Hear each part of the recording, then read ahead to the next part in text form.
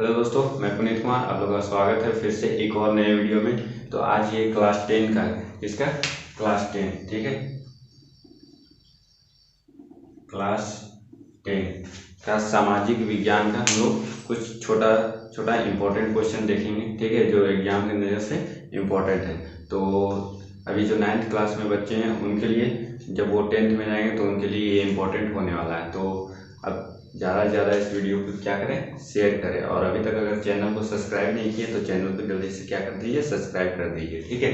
चलिए देखते हैं क्वेश्चन क्या है कि खरीफ फसल किसे कहते हैं, ठीक है। खरीफ फसल किसे कहते हैं?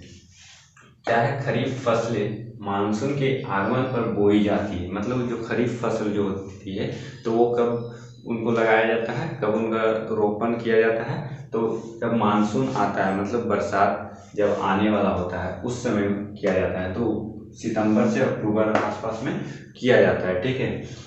और सितंबर अक्टूबर में काटी जाती है और मानसून के आगमन से क्या किया जाता है, उसको बोया जाता है, ठीक है। मतलब जैसे ही बरसात स्टार्ट होता है तो वो क्या किया जाता है, उनको बोया जाता है। जैसे हो जाएगा क्या, चावल, मक्का, बाजरा, कपास, ये सब जो फसल है मानसून के आगमन पर बोया जाता है, मतलब रोपा किया जाता है, ठीक है। दूसरा नंबर क्या है, लोकतंत्र की कोई दो चुनौतियों को लिखे। मतलब लोकतंत्र में क्या क्या चुनौतियां आती है, तो उनमें से चुनौतियां तो बहुत सारी आती है, तो उनमें से कोई दो चुनौतियां ही आप लोग को लिखना है, ठीक है। और एक एक मार्क्स का ये सब क्वेश्चन है। जितना भी क्वेश्चन यहाँ दिया हुआ है वो सब कितने मार्क्स का है, तो एक एक नंबर का, ठीक है। तो लोकतंत्र की कोई दो चुनौतियां क्या है, सांप्रदायिकता और अशिक्षित नागरिक, ठीक है। सांप्रदायिकता और क्या है, अशिक्षित नागरिक।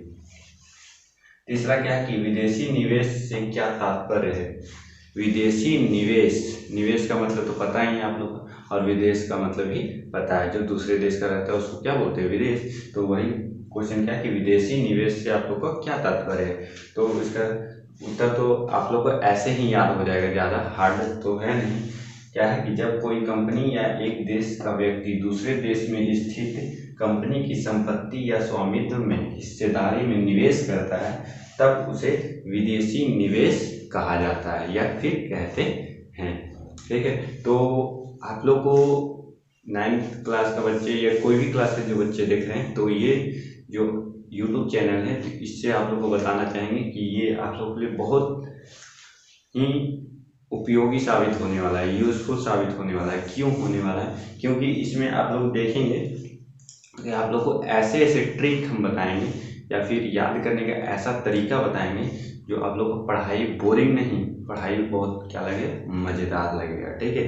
तो आप लोग अच्छा एग्जाम में कर भी सकते हैं, ठीक है। चाहे 8th क्लास हो, 9th क्लास हो, कोई भी क्लास हो, ठीक है। तो ये चैनल इसलिए आप लोग के लिए क्या होने वाला है, बहुत ही ज़्यादा यूजफुल होने वाला है। तो सब्सक्राइब करना चैनल को ना भूलें।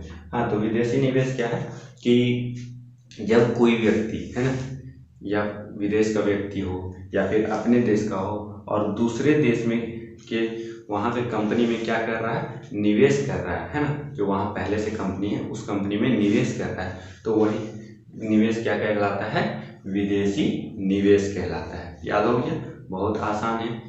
जब सपोज हम लोग तो भारत का कोई कंपनी है तो उसमें बाहर से आए हुए लोग यहाँ निवेश करेंगे उसी कंपनी में, तो वो क्या कहलाएगा, विदेशी निवेश। या फिर हम लोग कोई अमेरिका हो जाए, जापान हो जाए, उस देश में जाकर हम लोग उस कंपनी में निवेश करेंगे, वहाँ की कंपनी में, तो वही कंपनी क्या कहलाएगी, विदेशी निवेश कहलाएगी। वो निवेश क्या कहलाएगी, विदेशी निवेश। तो बस इतना ही आसान है। और आगे जो हम आप लोग को वीडियो या फिर मैथ्स हो जाए, science, social science, English, Hindi, ठीक है, कुछ भी हो जाए। और सैटरडे आप लोगों को हो सके तो जीके का कुछ ट्रिक भी बताया करेंगे, ठीक है। तो ये सब जो सारे सब्जेक्ट हम बताएंगे तो वो सारे सब्जेक्ट आप लोगों को क्या लगेगा, बहुत ही आसान माध्यम से बताएंगे, बहुत ही शॉर्टकट तरीका से बताएंगे, याद करने का तरीका बताएंगे, आप लोगों को लिखने का तरीका बताएंगे।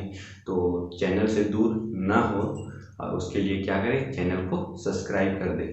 तो आगे चौथा नंबर क्वेश्चन क्या बोल रहा है कि मुद्रा की परिभाषा दीजिए, है ना। मुद्रा की परिभाषा दें या दीजिए। ठीक है, तो इसका उत्तर क्या होगा कि साधारण शब्दों में मुद्रा का अर्थ है धन दौलत। मुद्रा का क्या अर्थ होता है? धन या फिर दौलत, है ना। धन दौलत को ही तो मुद्रा कहते हैं। मुद्रा मतलब क्या होता है? रुपया, पैसा। ठीक है, तो जिसके इर्द गिर्द सारी आर्थिक गतिविधियां घूमती है। ठीक है, जिसके इर्द गिर्द मतलब आसपास ये सारी गतिविधियां क्या है?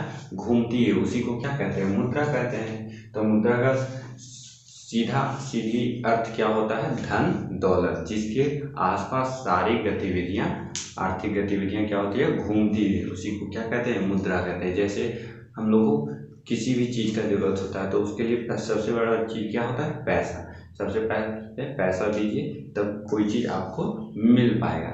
ठीक है, जैसे आप अभी वीडियो मेरा देख रहे हैं तो वीडियो कहाँ से देख पा रहे हैं? आपके पास मोबाइल है तो मोबाइल खरीदने के लिए पैसा तो आया होगा, नेट भराने के लिए क्या है? पैसा दिए होंगे, तब जाकर आपको ये वीडियो क्या है? अवेलेबल हो पा रहा है। तो यूट्यूब पे भी कोई वीडियो फ्री नहीं होता है ना, उसके लिए आपको कुछ कीमत चुकानी पड़ती है। तो वही है क्या है? धन दौलत को ही क्या कहते हैं? पैसा, जिसको हम लोग कुछ भी खरीदने के लिए पैसा को देना पड़ता है। ठीक है, अगला क्या है कि यंग इटली क्या था? इसकी स्थापना किसने की थी? यंग इटली क्या था और उसकी स्थापना किसने की थी? मतलब उसको कौन उसका नींव रखा था, स्थापना किया था, है ना। तो यंग इटली एक गुप्त क्रांतिकारी संगठन था। मतलब गुप्त मतलब तो पता ही है आप लोगों को कि छुपाया हुआ। ठीक है, मतलब छुपा हुआ एक संगठन बनाया गया था। ठीक है, तो इसकी स्थापना 1830 ईस्वी में की थी। ज़्यादातर बच्चों को प्रॉब्लम क्या होता है कि सोशल साइंस में, सामाजिक विज्ञान में, है ना, डेट रखने का जो मन में याद रखने का तरीका होता है, बहुत बच्चे भूल जाते हैं। ठीक है, तो उसका तरीका हम आगे का वीडियो में आप लोगों को बताएंगे कि कैसे डेट को याद रखना है। ठीक है, कोई भी डेट को। तो 1830 ईस्वी के दशक में जियोसेपी मैत्सनी, ठीक है, कौन के? जियोसेपी मैत्सनी, ये व्यक्ति थे जो गुप्त क्रांतिकारी संगठन का नींव रखे थे, यंग इटली का। ठीक है, ने एकीकरण इटली के विचारों को प्रसारित करने के लिए की थी। ठीक है, तो जब इटली का विचारों को फैलाने के लिए बात किया गया था तो उसके लिए एक यंग इटली नामक गुप्त क्रांतिकारी संगठन बनाया गया था। जो कौन बनाए थे? जियोसेपी मैत्सनी।